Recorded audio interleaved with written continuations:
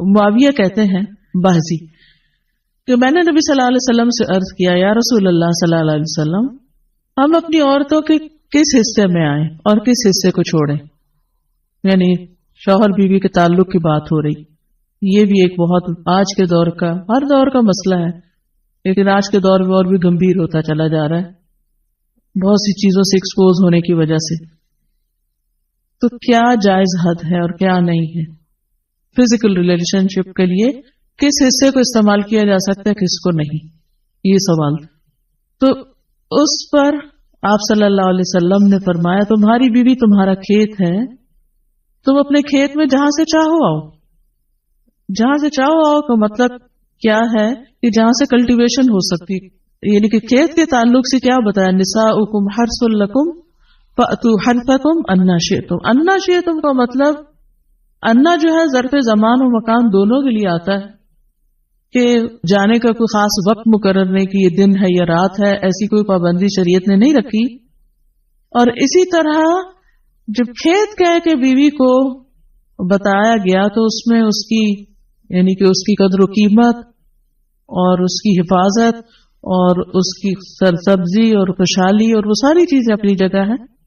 Plus یہ بہت ہی حکمت کی بات ہے کہ کھیت میں کچھ اگ جب ہی سکتا ہے جب اس میں بیج ڈالا جائے. تو اب شوہر بیوی کے ساتھ کیسا تعلق قائم کرے کہ اولاد پیدا ہو سکے. وہ اورل سیکس سے تو نہیں ہو سکتا, وہ اینل سیکس سے بھی نہیں ہو سکتا.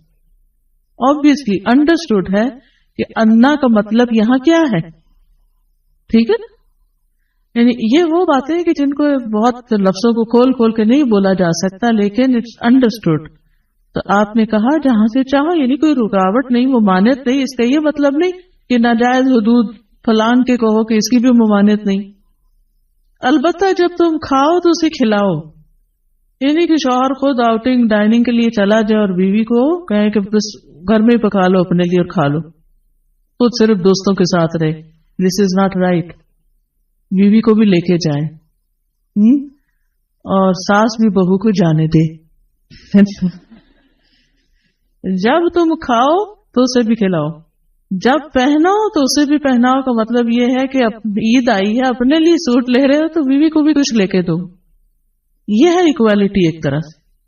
تو اس کے چہرے پہ نہ مارو, اسے گالیاں مت دو, ابیوز نہیں کر سکتے.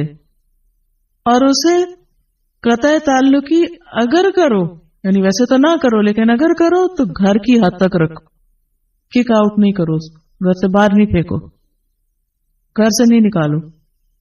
کیونکہ بعض شوہر کہتے ہیں نا فون پہ کہہ دیتے ہیں گھر چلی جاؤ ماں باپ کے, میں تب گھر میں داخل ہوں گا, آؤں گا ہی نہیں.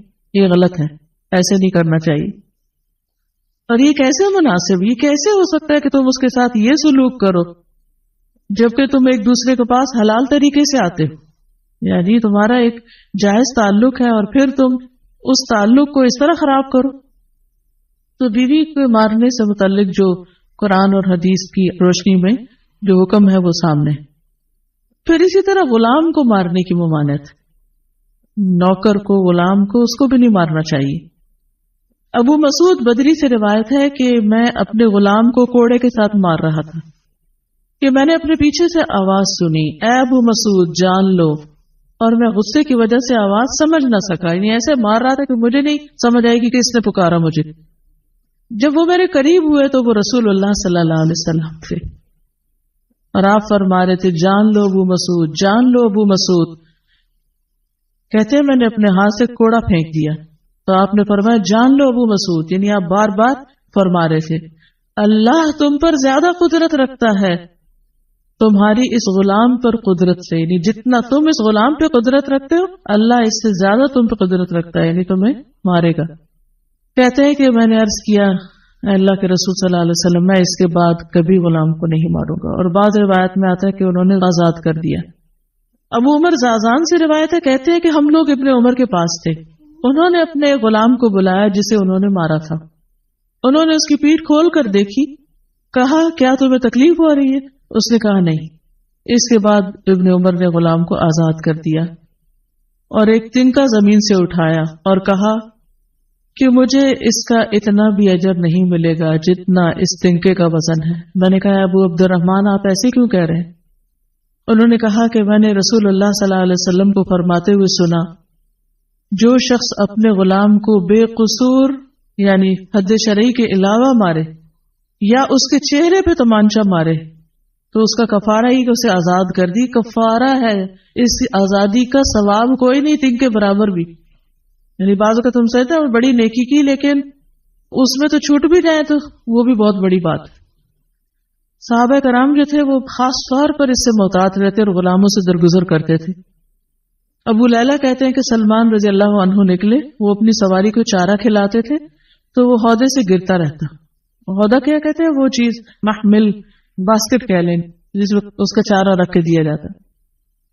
اس پر انہوں نے اپنے خادم سے کہا اگر مجھے قصاص کا خوف نہ ہوتا تو میں تمہاری پٹائی کرتا کہ تم نے ایسی چیز کیوں جانور کے آگے رکھی۔